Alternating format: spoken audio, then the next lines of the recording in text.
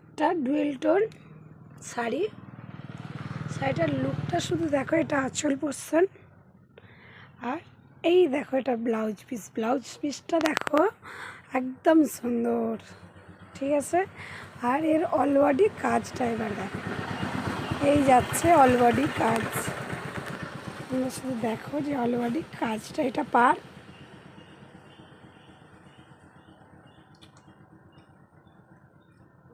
এটা dual tone. আর এর blouse piece আছে, আর ছাড়ের দিকটাতেও মানে একদম কাজ আছে, যে কোনো নেই, প্লেন বলে কিছু নেই।